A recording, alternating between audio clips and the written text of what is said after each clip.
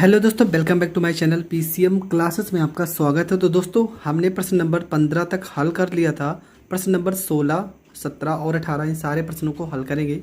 तो प्रश्न नंबर 16 में आपका क्या लिखा है कि एक आयताकार मैदान की लंबाई उसकी चौड़ाई के 2 गुने से 10 मीटर कम है। मैदान का क्षेत्रफल 1000 वर्ग मीटर है। मैदान की लंबाई और चौड़ाई ज्ञात कीजिए। प्रश्न आप ज़रूर लिख लीजिए, क्योंकि हर एक स्टूडेंट के पास ज़रूरी नहीं कि ये बुक होगी, ठीक है। वैसे ये बुक अरिहंत की है और एनसीईआरटी दोनों मिक्स है, तो इसके क्वेश्चन हम ज़रूर करेंगे। आयताकार मैदान की लंबाई उसकी चौड़ाई के 2 गुने से 10 मीटर कम है। तो पूरा प्रश्न हमको समझ में आ गया, आप लिख चुके होंगे। तो चलो प्रश्न को सॉल्व करते हैं। तो इसमें करना क्या है, प्रश्न में लिखा था कि लंबाई उसकी चौड़ाई से, तो चौड़ाई हमें नहीं पता, चौड़ाई को मान लेते हैं x। चौड़ाई को मानेंगे x और लंबाई कितना हो जाएगा। लंबाई में लिखा था कि 2 गुने से, x अगर चौड़ाई है तो इसका 2 गुना 2x हो जाएगा। 2 गुने से 10 सेंटीमीटर कम है। बस आपका प्रश्न क्लियर हो गया। प्रश्न में सीधा सीधा लिखा था कि जो लंबाई है वो चौड़ाई के 2 गुने से 10 मीटर कम है। तो ये वैल्यू किस में दी है, ये मीटर में दी है, तो ये x मीटर हो जाएगा। तो हम यहाँ लिख भी देंगे हर एक वैल्यू को मान के कि माना आयत की चौड़ाई, माना आयत की चौड़ाई x मीटर,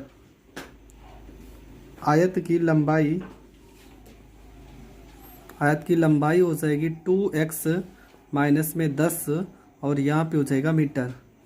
आयत की चौड़ाई कितना हो जाएगा, x मीटर हो जाएगा। आयत की लंबाई कितना हो जाएगा, 2x माइनस में 10 मीटर। अब हम करेंगे क्या, आपको पता है कि आयत का क्षेत्रफल का फार्मूला होता है। आयत का क्षेत्रफल का फार्मूला होता है।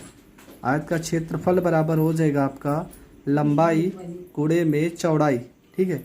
ये हो जाएगा आयत के क्षेत्रफल का फार्मूला। तो आयत का क्षेत्रफल प्रश्न में लिखा है कि 1000, तो यहाँ पर लिखेंगे 1000। लंबाई कितनी है, 2x माइनस में 10 और चौड़ाई कितनी है, x हो जाएगा। तो ये हो जाएगा 1000। x को 2x में गुणा करेंगे, 2x का घात 2 माइनस में 10 x हो जाएगा। इसके बाद यहाँ पर हो जाएगा 1000 बराबर 2 करेंगे कॉमन, तो हो जाएगा x का घात 2 माइनस में 2 पंचे 10x, ये हो जाएगा 5x। 2 से 1000 को काटेंगे, ये हो जाएगा 500। तो ये निकल के आएगा x का घात 2 माइनस में 5x हो जाएगा, प्लस 500 को इस साइड भेजेंगे तो माइनस में 500 हो जाएगा, बराबर यहाँ पे 0 हो जाएगा। अब इसका करेंगे हम गुणनखंड। तो कौन से ऐसे 2 नंबर है कि गुणा करने पर 500 आएगा। तो x की घात 2 माइनस में 25x और प्लस में यहाँ पे 20 हो जाएगा। x माइनस में यहाँ पे हो जाएगा 500, बराबर आपका हो जाएगा 0। 25 में से अगर 20 घटाएंगे तो आ जाएगा 5। 25 को अगर हम 20 से गुणा करेंगे तो हो जाएगा 500। तो यहाँ पे x को करेंगे कॉमन, तो ये हो जाएगा x माइनस में 25, प्लस में यहाँ पे 20 करेंगे कॉमन, तो हो जाएगा x माइनस में 20 को 500 में भाग करेंगे तो 25 बार जाएगा, बराबर हो जाएगा 0। तो एक ब्रैकेट में हो जाएगा x प्लस में 20 और दूसरे ब्रैकेट में हो जाएगा x माइनस में 25, बराबर हो जाएगा 0। माइनस 20 को ये प्लस वाली वैल्यू लिखेंगे नहीं, माइनस 25 को अगर इस साइड भेजते हैं तो ये हो जाएगा आपका प्लस में 25। तो x का मान कितना आ गया, 25। तो हम लिखेंगे कि जो चौड़ाई है, चौड़ाई को हमने क्या माना था, चौड़ाई को माना था x और x का वैल्यू आ गया 25 मीटर। जबकि लंबाई को हम मानेंगे, यहाँ पे लिखेंगे लंबाई हो जाएगा तुम्हारा 2, x की जगह पे 25 माइनस में हो जाएगा 10। 25 दूना 50 माइनस में 10 और 50 में से 10 गया, कितना हो जाएगा, तो ये हो जाएगा आपका 40 मीटर। ये हो जाएगा 40 मीटर। तो आपकी चौड़ाई जो आएगी वो आएगी 25 मीटर और लंबाई जो आएगी वो आएगी 40 मीटर। तो यहाँ पर लिखेंगे चौड़ाई आपकी जो हो जाएगी 25 मीटर और लंबाई जो आपकी निकल के आएगी वो आएगी 40 मीटर और ये हो जाएगा आपका करेक्ट आंसर। तो दोस्तों ये प्रश्न आपको बहुत अच्छे से समझ में आ गया होगा, क्योंकि ये सारे प्रश्न 6 नंबर में आते हैं। और प्रश्न नंबर 18 में क्या लिखा है कि दो अंकों की एक संख्या के अंकों का गुणनफल 18 है। अंकों की एक संख्या के अंकों का गुणनफल 18 है। जब संख्या में से 63 घटाया जाता है तो संख्या के अंकों के स्थान बदल जाते हैं। संख्या ज्ञात कीजिए। ठीक है, क्या लिखा है? दो अंकों की एक संख्या के अंकों का गुणनफल 18 है। जब संख्या में से 63 घटाया जाता है तो संख्या के अंकों के स्थान बदल जाते हैं। हमें ज्ञात करनी है संख्या, तो कैसे ज्ञात करेंगे? प्रश्न आप लिख चुके होंगे, अगर नहीं लिखे तो स्क्रीनशॉट ज़रूर ले लीजिए। अब मैं इसको सॉल्व करने जा रहा हूँ।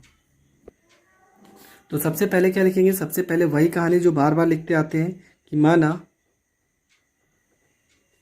इकाई का अंक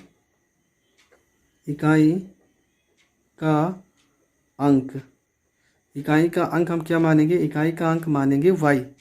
दहाई का अंक क्या हो जाएगा? दहाई का अंक, और दहाई का अंक हो जाएगा हमारा x। ठीक है, इकाई का अंक हो जाएगा y और दहाई का अंक हो जाएगा x। तो संख्या क्या हो जाएगी? संख्या का फार्मूला होता है 10 गुणे दहाई का अंक प्लस इकाई का अंक। तो यहाँ पे आपका हो जाएगा संख्या बराबर 10, दहाई का अंक क्या हो जाएगा? x हो जाएगा, और इकाई का अंक हो जाएगा y। तो ये आपका संख्या निकल के आ जाएगा। यहाँ तक तो आपको इस तरह का प्रश्न कोई भी रहेगा तो आपको यहाँ तक तो करना ही पड़ेगा। इसके पहले मैंने प्रश्न नंबर 17 भी बताया है, और अगर आपने नहीं देखा है तो जाकर देख लीजिए। डिस्क्रिप्शन में लिंक है जहाँ पर मैंने बहुत सारे सवाल बताए हाई स्कूल के, जो हर बार पेपर में पूछे जाते हैं। आप उस वीडियो को ज़रूर देख लीजिए, आपके बहुत डाउट क्लियर हो जाएंगे। इसके बाद लिखेंगे पहली शर्त में क्या कह रहा था कि पहली शर्त में लिखा था कि अंकों का गुणनफल 18 है। मतलब अंकों हमारे क्या है? x और y। इनको अगर हम गुणा करते हैं तो हमारा आता है 18। इसको मान लेंगे समीकरण फर्स्ट। फिर वही कहानी कि अंकों का स्थान बदलने पर, तो लिखेंगे अंकों के स्थान बदलने पर। अंकों के स्थान बदलने पर तो क्या हो जाएगा? अंकों का स्थान जब बदल देंगे तो हो जाएगा इकाई का अंक इकाई का अंक हमारा जो y माने थे वो हो जाएगा x, और दहाई का अंक हमारा जो हो जाएगा वो हो जाएगा y हो जाएगा। ठीक है, इकाई का अंक x हो जाएगा और दहाई का अंक हो जाएगा y। तो यहाँ पे लिखेंगे नई संख्या का फार्मूला क्या होगा? 10 गुणे दहाई का अंक प्लस इकाई का अंक। तो नई संख्या हमारी जो निकल के आएगी वो निकल के आएगी यहाँ पे हो जाएगा 10। दहाई का अंक की जगह पे क्या हो जाएगा?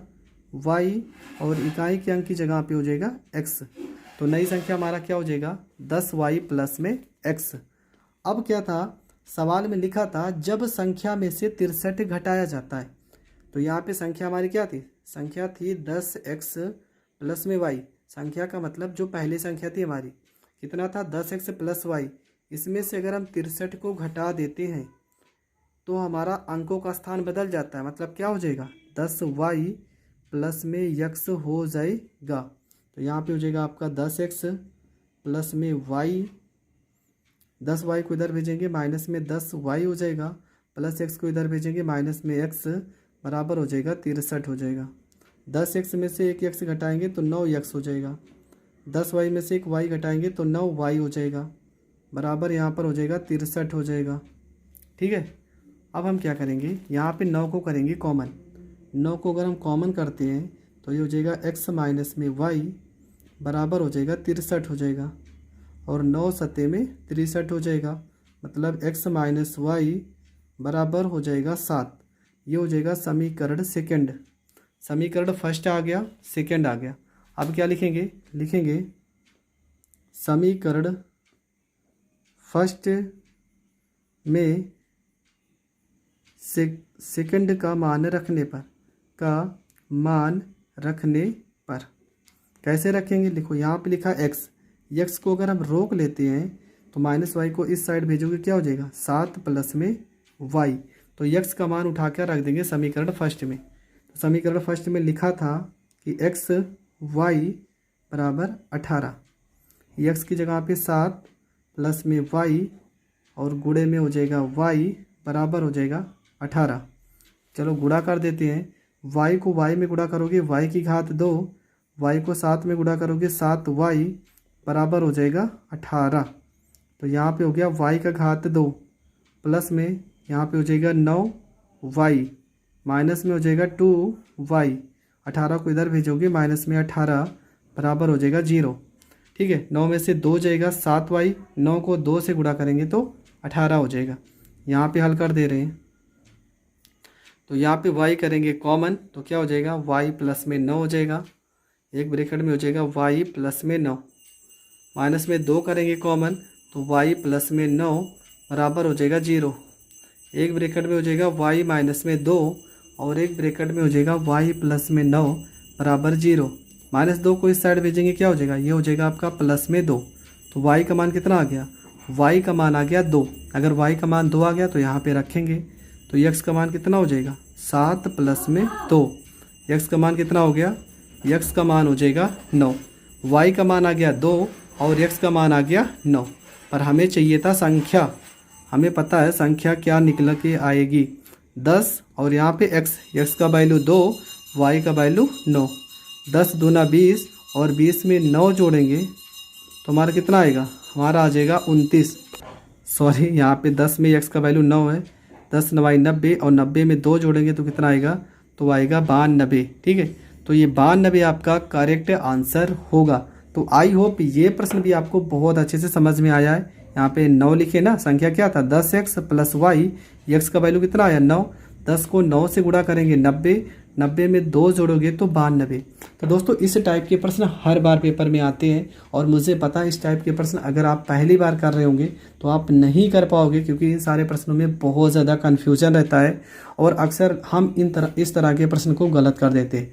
जबकि आपको पता है कि इस तरह के जो प्रश्न होते हैं वो 6 नंबर में आते हैं, एक ही कॉन्सेप्ट है, आपको बस वही करना है, आपका 100% इस तरह के प्रश्न का उत्तर आ जाएगा। लिखा है 2 अंकों की एक संख्या के अंकों का गुणनफल 14 है, संख्या में 45 जोड़ने पर अंकों के स्थान परस्पर बदल जाते हैं, संख्या ज्ञात कीजिए। तो प्रश्न आपको बहुत अच्छे से समझ में आ गया होगा। 2 अंकों की एक संख्या के अंकों का गुणनफल 14 है, संख्या में 45 जोड़ने पर अंकों के स्थान परस्पर बदल जाते हैं और हमें ज्ञात करनी है संख्या। तो चलो शुरू करते हैं। तो हम लिखेंगे माना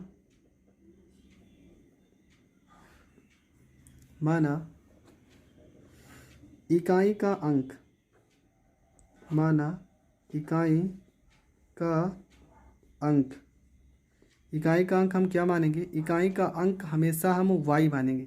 ठीक है, लिखेंगे दहाई का अंक, दहाई का अंक, दहाई का अंक हमेशा हम x मानेंगे। संख्या बराबर फार्मूला हो गया 10 गुणे दहाई का अंक, दहाई का अंक प्लस इकाई का अंक, प्लस इकाई का अंक। ठीक है, फार्मूला आपका क्या हो जाएगा, तो यहाँ पर लिखेंगे संख्या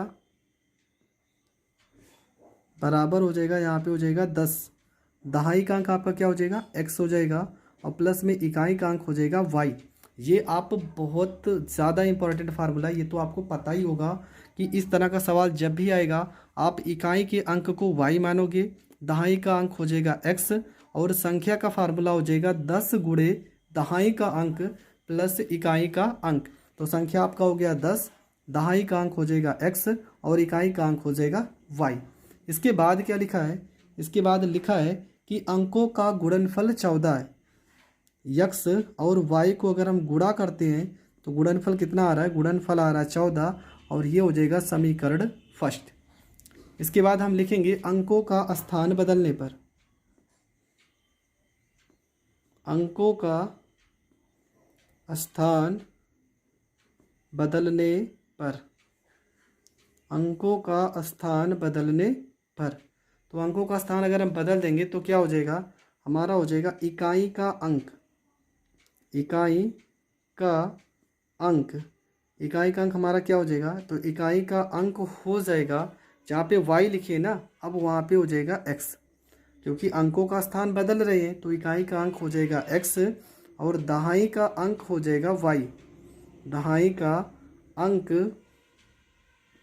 ये हो जाएगा आपका y हो जाएगा।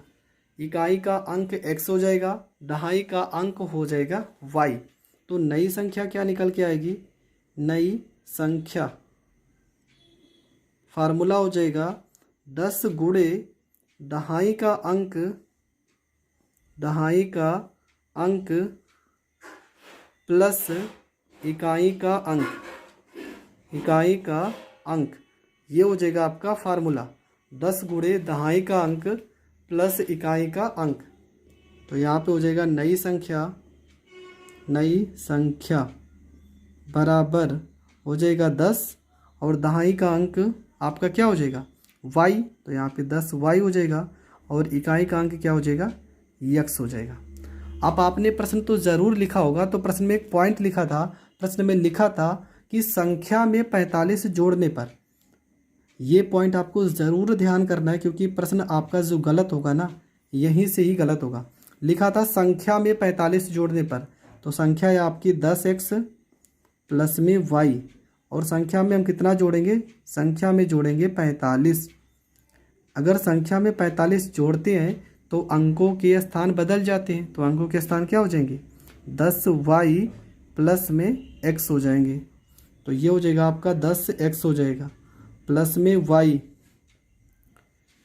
और इन दोनों को इधर भेजेंगे तो माइनस में 10y हो जाएगा, प्लस x को इधर भेजेंगे माइनस x हो जाएगा, प्लस 45 को इस साइड भेजेंगे तो माइनस में 45 हो जाएगा। इसके बाद 10x में से 1x घटाएंगे तो ये हो जाएगा 9x हो जाएगा। 10y में से एक y घटाओगे तो 9y हो जाएगा, बराबर यहाँ पे माइनस में 45 हो जाएगा। तो यहाँ पे 9 कर लेंगे कॉमन, x माइनस में y हो जाएगा और हो जाएगा 9 पचे में 45। 9 को 45 में भाग करेंगे तो हो जाएगा 5, मतलब x माइनस वाई का जो वैल्यू निकल के आएगा वो निकल के आएगा माइनस में 5। x माइनस वाई का वैल्यू कितना आ जाएगा, माइनस में 5। और इसको मानेंगे समीकरण फर्स्ट, सेकंड मानेंगे क्योंकि फर्स्ट तो पहले ही माना है। अब यहाँ पे हम x को रोक लेंगे, माइनस वाई को इस साइड भेजेंगे तो ये हो जाएगा प्लस में y। तो x का वैल्यू निकल के आ गया कितना, -5 प्लस में y। अब क्या करेंगे, x का मान रखने पर लिखेंगे, x का मान रखने पर, x का मान रखने पर कहाँ पे रखेंगे, समीकरण फर्स्ट में, समीकरण फर्स्ट में। तो समीकरण फर्स्ट क्या था, x y बराबर यहाँ पे था 14। तो x की जगह पे माइनस में 5 प्लस में y और y की जगह पे y बराबर हो जाएगा 14। y को y में गुणा करेंगे तो y का घात 2 हो जाएगा, ठीक है। y को -5 में गुणा करेंगे तो माइनस में 5y प्लस 14 को इधर भेजेंगे तो माइनस में 14 बराबर हो जाएगा 0। तो गुणनखंड हम यहाँ पे कर लेते हैं, ठीक है। यहाँ पे क्या लिखा है, y की घात 2, 5y कैसे आएगा, माइनस में हम 7y लेके चलते हैं और प्लस में यहाँ पे 2y लेके चलते हैं, माइनस में हो जाएगा आपका 14 बराबर हो जाएगा 0, ठीक है। 7 में से 2 घटाएंगे 5 हो जाएगा, 7 को 2 से गुणा करेंगे 14 हो जाएगा। तो यहाँ पे करेंगे y कॉमन तो हो जाएगा y माइनस में 7, माइनस में यहाँ पे प्लस में 2 करेंगे कॉमन तो हो जाएगा y प्लस माइनस से माइनस 2 सते 14 बराबर हो जाएगा 0। फिर से समझ लीजिए, यहाँ पे y करेंगे कॉमन तो y माइनस में 7 प्लस 2 करेंगे कॉमन तो y माइनस में 7 बराबर 0 हो जाएगा। तो एक ब्रैकेट में हो जाएगा y प्लस में 2 और दूसरे ब्रैकेट में हो जाएगा y माइनस में 7। तो -7 को हम इस साइड भेज देंगे, क्या हो जाएगा, ये हो जाएगा प्लस में 7 हो जाएगा। तो y का मान कितना आ जाएगा, y का मान आएगा 7 और ये माइनस वाला वैल्यू तो कभी लिया नहीं जाता है, तो y का जो वैल्यू आएगा वो आएगा आपका प्लस में 7। अगर y का वैल्यू 7 आएगा तो x का वैल्यू कितना आएगा, तो x का वैल्यू भी निकालते हैं। तो x बराबर आपका क्या हो जाएगा, माइनस में 5 प्लस में y की जगह पे क्या रखेंगे, यहाँ पे लिखा है ना, तो ये हो जाएगा 7। तो x का वैल्यू कितना आएगा, x का वैल्यू आएगा 2। अब हम इस प्रश्न को हल करते हैं, क्योंकि अभी तो आंसर हमारा आया नहीं। तो आंसर हमेशा आता है, हमारा जो उत्तर आएगा वो आता है संख्या, और संख्या को हमने क्या माना था, 10 गुणे में यक्स। यक्स का वैल्यू कितना 2 और y का वैल्यू कितना 7। 10 दूना 20 और 7 27। तो ये हो जाएगा आपका करेक्ट आंसर। तो आपका जो संख्या निकल के आएगा वो निकल के आएगा 27। ये प्रश्न बहुत बार पूछा गया है और मैं आपको दिखा भी दे रहा हूँ इस प्रश्न का जो उत्तर आएगा, ठीक है। प्रश्न नंबर हम कर रहे थे 17 नंबर, और 17 नंबर का जो प्रश्न है उत्तर है वो 27 आ भी रहा है। तो प्रश्न आप समझ लीजिए, बहुत ही सरल तरीके से मैंने बताया है। ये प्रश्न मैं बहुत बार देखा हूँ, पेपर में आया हुआ दोस्तों। Welcome back to my channel PCM classes में आपका स्वागत है। तो दोस्तों ये प्रश्न आप देख रहे हैं, प्रश्न नंबर 8 एनसीईआरटी का प्रश्न है। मैं इस समय इबारती प्रश्न जितने भी हैं उन सारे प्रश्नों को बता रहा हूँ, और ये प्रश्न भी बहुत ज़्यादा बार पेपर में आया हुआ है। तो इस प्रश्न को हम कैसे हल करेंगे, तो चलो शुरू करते हैं। तो प्रश्न आप ज़रूर लिख लीजिएगा, ठीक है। प्रश्न में लिखा है कि एक रेलगाड़ी एक समान चाल से 360 किलोमीटर की दूरी तय करती है। यदि यह चाल 5 किलोमीटर प्रति घंटा अधिक होगी तो वह उसी यात्रा में 1 घंटा कम समय लेगी। रेलगाड़ी की चाल ज्ञात कीजिए। पूरा प्रश्न आपने पढ़ लिया होगा, अगर पढ़ लिए तो ज़रूर लिख लीजिए, क्योंकि ये प्रश्न बहुत सारी बुकों में शायद ना हो। अगर आपके पास एनसीईआरटी का बुक नहीं है तो ये प्रश्न आपकी बुक में नहीं होगा, और एनसीईआरटी के प्रश्न ही पेपर में आते हैं सबसे ज़्यादा, और ये रेलगाड़ी वाला प्रश्न बहुत बार आया हुआ है। तो प्रश्न आप समझ चुके हैं, तो अब हम प्रश्न को करेंगे हल बहुत ही सरल तरीके से। तो इसमें लिखेंगे कि माना, ठीक है, माना रेलगाड़ी की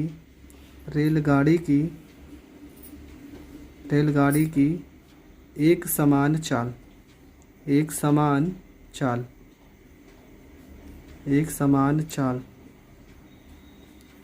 माना रेलगाड़ी की एक समान चाल, तो कितना हो जाएगा, ये हो जाएगा x किलोमीटर प्रति घंटा। रेलगाड़ी की चाल कितनी हो जाएगी, x किलोमीटर प्रति घंटा, ठीक है। उसके बाद हम क्या करेंगे, यहाँ पर लिखेंगे चाल में कितने की वृद्धि हो रही थी, 5 किलोमीटर बढ़ा देने पर। तो लिखेंगे चाल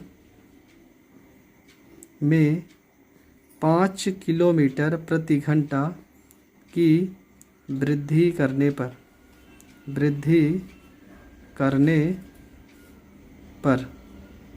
जब वृद्धि करेंगे तो क्या हो जाएगा, x प्लस में 5, ठीक है। क्या हो जाएगा, x प्लस में 5 किलोमीटर प्रति घंटा। फार्मूला आप पढ़े होंगे, फार्मूला क्या होता है, चाल बराबर दूरी बटे में होता है समय। तो समय बराबर क्या हो जाएगा, समय बराबर फार्मूला क्या हो जाएगा, समय बराबर फार्मूला हो जाएगा दूरी बटे में चाल। और आपको पता है कि दूरी कितनी थी, तो यहाँ से सीधा प्रश्नानुसार करेंगे, प्रश्नानुसार। अब प्रश्न के अकॉर्डिंग जैसे जैसे प्रश्न में लिखा है सेम वैसे ही करेंगे। तो प्रश्न में 360 किलोमीटर की दूरी पहले किस स्पीड में जा रहा था, x किलोमीटर प्रति घंटे की चाल से, क्योंकि दूरी बटे में चाल लिखना है। तो चाल पहले कितनी थी, x किलोमीटर प्रति घंटे। उसके बाद चाल में वृद्धि हो रही कितना, 5 किलोमीटर प्रति घंटा। तो ये हो जाएगा x प्लस में 5, और समय में कितना अंतर आ रहा है, 1 घंटे का समय कम या ज़्यादा लेती। कभी भी इस तरह से प्रश्न आए, ठीक है, कि 1 घंटे कम समय लेगी या 1 घंटे ज़्यादा समय लेगी, तो आपको पहले की चाल जो रहेगी उसमें से जो बाद की चाल रहेगी वो आपको घटा देना है। अब करेंगे क्या, यहाँ पे 360 करेंगे कॉमन। 360 जब कॉमन करेंगे तो ये हो जाएगा 1 बटे में x माइनस 1 बटे में x प्लस में 5 बराबर यहाँ पर हो जाएगा 1 हो जाएगा, ठीक है। तो यहाँ पर हो गया, इसको इधर गुणा करेंगे, इसको इधर गुणा करेंगे, ये हो जाएगा x प्लस में 5। यहाँ पे 360 लिख देंगे, और x को 1 में गुणा करेंगे, माइनस में x हो जाएगा, हर को हर से गुणा करेंगे तो यक्स का घात 2 प्लस में यहाँ पे 5 यक्स हो जाएगा बराबर यहाँ पर हो जाएगा 1। ये यक्स से यक्स कट जाएगा, यहाँ पर हो जाएगा 360 गुणे में हो जाएगा 5 बराबर इसको इस साइड में गुणा करेंगे तो यक्स की घात 2 प्लस में 5 यहाँ पर यक्स हो जाएगा। 5 को इसमें गुणा करेंगे तो यक्स की घात 2 प्लस में 5 एक्स हो जाएगा। इसमें गुणा करेंगे तो हो जाएगा 5 जीरो 0, 5 छक्का 30, 5 तिया 15 और 3 18 हो जाएगा। अब यहाँ पे घटा देंगे तो ये होगा आपका यक्स का घात 2 प्लस में 5 यक्स प्लस 1800 को इधर भेजेंगे माइनस में 1800 बराबर यहाँ पर हो जाएगा 0। अब हम करेंगे क्या, यहाँ पे होगा आपका यक्स का घात 2। अब ऐसे 2 नंबर लेने कि गुणा करने पर 1800 आ जाए और घटाने पर आ जाए 5x। तो प्लस में हम लेंगे 45x और माइनस में लिखेंगे 40x बराबर माइनस में 1800 और बराबर हो जाएगा आपका 0। इन दोनों में देखो यक्स करेंगे कॉमन तो ये हो जाएगा यक्स प्लस में 45। इन दोनों में माइनस 40 करेंगे कॉमन तो ये हो जाएगा यक्स माइनस और माइनस से प्लस 40 को इसमें भाग करेंगे तो ये हो जाएगा 45 बराबर हो जाएगा 0। हम क्या करेंगे, एक ब्रैकेट में हो जाएगा x माइनस में 40 और दूसरे ब्रैकेट में हो जाएगा यक्स प्लस में 45 बराबर यहाँ पे हो जाएगा 0। 45 वाला पद तो हमें लेना नहीं है, माइनस वाला लिखेंगे तो यक्स बराबर क्या हो जाएगा, माइनस 40 को इस साइड भेजेंगे तो प्लस में 40 हो जाएगा और 40 किलोमीटर प्रति घंटा हो जाएगा। तो रेलगाड़ी की जो पहले की चाल थी वो आपकी कितनी आ जाएगी, 40 किलोमीटर प्रति घंटा और ये आपका करेक्ट आंसर हो जाएगा। तो इस तरह का जब भी सवाल आएगा आपको 2-3 चीज़ें याद रखनी है कि जो दूरी रहेगा वो हमेशा समान देगा और दूरी को आपको ऊपर रखना है और चाल को हमेशा बट्टे में रखना है और दूरी को आपको कॉमन कर लेना है। कॉमन करने से ये होगा कि आपका जो सवाल होगा वो गुणा भाग सरल हो जाएगा। उसके बाद आप आसानी से गुणनखंड करके सवाल को हल कर सकते हैं। ये प्लस वाली वैल्यू आपको नहीं लेना है, जो माइनस में वैल्यू है वही आपको लेना है।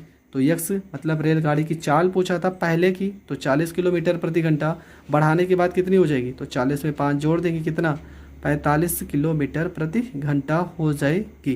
पर आपको प्रश्न में पहले की चाल पूछा है तो आपका जो करेक्ट उस उत्तर होगा वो 40 किलोमीटर प्रति घंटा होगा। आई होप आपको ये प्रश्न भी बहुत अच्छे से समझ में आ गया होगा। कि आप देख ही रहे हैं, लिखा है कि एक आयताकार मैदान का विकर्ण उसकी छोटी भुजा से 60 मीटर अधिक लंबा है। यदि बड़ी भुजा छोटी भुजा से 30 मीटर अधिक हो तो मैदान की भुजाएं ज्ञात कीजिए। एकदम सिंपल सी बात है कि आप में क्या लिखा है कि बड़ी भुजा छोटी भुजा से 30 मीटर अधिक है, मैदान की भुजाएं ज्ञात करनी है और हमें एक भी भुजा के बारे में क्लियर नहीं पता है। तो सबसे पहले हम क्या करेंगे, जो छोटी भुजा है उसको कुछ मान लेते हैं, क्योंकि जो विकर्ण में कहा गया वो भी लिखा है कि छोटी भुजा से 60 मीटर अधिक लंबा है और बड़ी भुजा में भी यही बात कहा गया है कि छोटी भुजा से 30 मीटर अधिक लंबा है। आपको पता है आयत में जो छोटी भुजा होती है वो होती है चौड़ाई, तो चौड़ाई को हम मानेंगे x। ठीक है, चौड़ाई को मानेंगे x और बड़ी भुजा क्या हो जाएगी यक्स प्लस में 30 और ये जो विकर्ण दिया है ना ये हो जाएगा यक्स प्लस में 60। तो हर एक चीज़ आप बहुत अच्छे से समझ गए हैं। अब इस चित्र को हम अच्छे से बनाकर आपको समझा रहे हैं। तो हमने चित्र बना लिया है। चित्र में आपको क्या क्या लिखना है, तो सबसे पहले चीज़ तो आपको पता है ये आपका क्या है, तो ये आपकी है लंबाई और ये आपका क्या है, तो ये है आपकी चौड़ाई और ये आपका क्या है, तो ये है आपका विकर्ण जिसको हम कर्ण भी कह सकते हैं। अगर देखा जाए तो एक त्रिभुज इस साइड में बन रहा है और एक त्रिभुज इस साइड में बन रहा है। यहाँ पर भी ये आपका क्या है, ये भी आपकी चौड़ाई है और ये भी आपकी लंबाई है। तो आयत में जो सबसे छोटी भुजा होती है उसको हम चौड़ाई ही कहते हैं। तो हम चौड़ाई को मान लेते हैं यक्स। तो लंबाई कितनी हो जाएगी, प्रश्न में कहा गया था बड़ी भुजा 30 मीटर अधिक है। अगर छोटी भुजा यक्स है तो लंबाई जो होगी इसकी बड़ी भुजा इससे 30 मीटर ज़्यादा है, तो यक्स प्लस में हो जाएगा 30।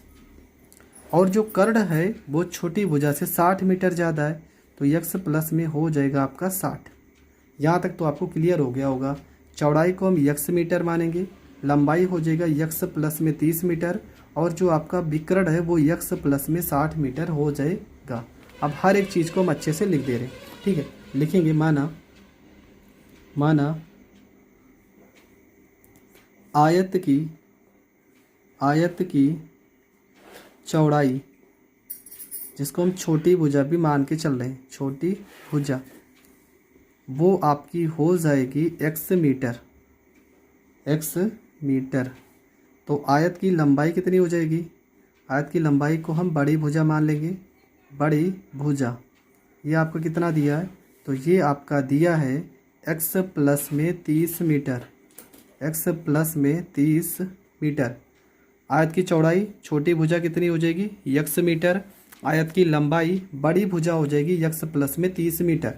हमें आयत का विकर्ण भी दिया है, तो लिखेंगे आयत का विकर्ण।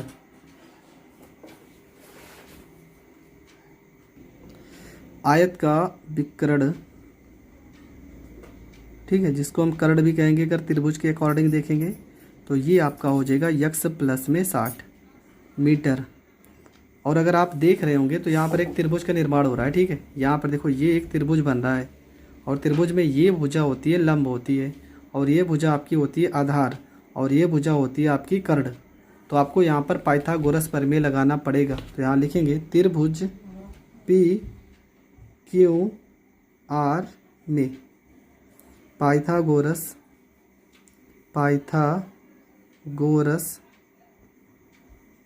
प्रमेय से तो फार्मूला क्या हो जाएगा पाइथागोरस प्रमेय का?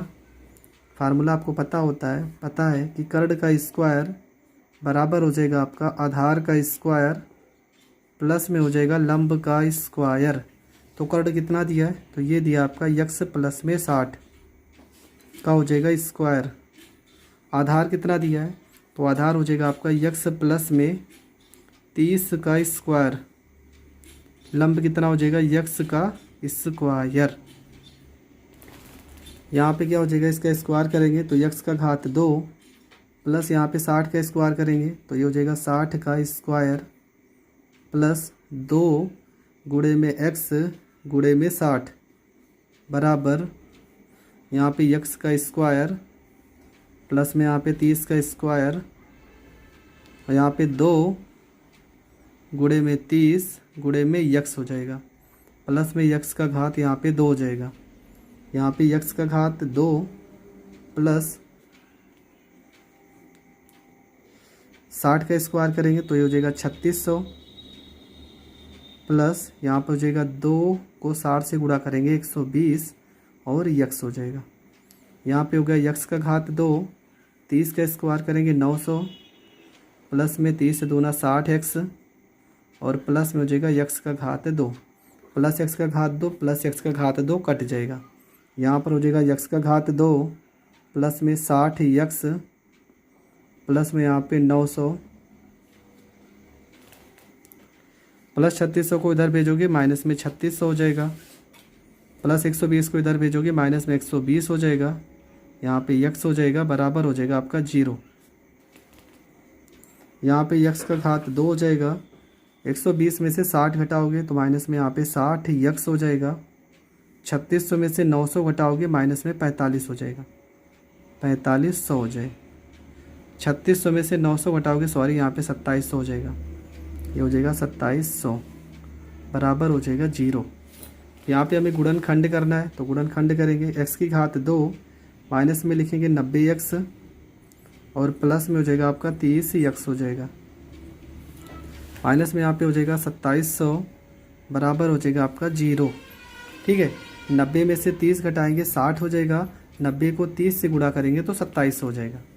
तो यहाँ पे x करेंगे कॉमन तो ये हो जाएगा x माइनस में 90 प्लस में यहाँ पे 30 करेंगे कॉमन तो ये हो जाएगा x माइनस में 30 को 2700 में भाग करेंगे तो हो जाएगा 90 बराबर हो जाएगा आपका 0। तो जिसको कॉमन किए x प्लस में 30 एक ब्रैकेट में लिखेंगे x प्लस में 30 हो जाएगा और दूसरे ब्रैकेट में हो जाएगा x माइनस में 90 बराबर हो जाएगा 0। तो माइनस 90 को हम इस साइड भेज देंगे तो ये हो जाएगा प्लस में 90, x बराबर हो जाएगा 90 हो जाएगा। x का मान कितना आ गया? x का मान आ जाएगा 90। फिर यहाँ लिखेंगे छोटी भुजा को हमने क्या माना था? छोटी भुजा को हमने x माना था और x का वैल्यू कितना आ गया? 90 मीटर आ गया। बड़ी भुजा को हमने क्या माना था? बड़ी भुजा को हमने माना था यक्स प्लस में 30, यक्स प्लस में 30, तो 90 प्लस में हो जाएगा 30 और 90 में 30 जोड़ेंगे तो ये हो जाएगा 120 मीटर। तो बड़ी भुजा कितना हो जाएगा 120 मीटर। और जो विकर्ण दिया था वो हमने माना था यक्स प्लस में 60, तो ये आपका हो जाएगा 90 प्लस में हो जाएगा 60 और 90 को 60 से गुणा करोगे तो 9 6 15 कितना हो जाएगा 150 मीटर। तो आपकी तीनों भुजाओं का मान आ गया है। आपसे बड़ी भुजा की लंबाई पूछा था तो 120 मीटर आपका जो होगा वो करेक्ट आंसर होगा। छोटी भुजा 90 मीटर और जो इसका विकर्ण आ रहा है वो आ रहा है 150 मीटर। आई होप आपको ये सारे के सारे प्रश्न मतलब डाउट क्लियर हो गए होंगे। ये प्रश्न भी 4 नंबर में बहुत बार पेपर में आया हुआ है, तो ये प्रश्न भी आपको इग्नोर नहीं करना है और बहुत अच्छे से तैयार कर लेना है। आई होप आपको सारे प्रश्न अगर समझ में आए हैं तो वीडियो को लाइक कर दीजिए और अगर चैनल पे नए हैं तो चैनल को सब्सक्राइब कर लीजिए।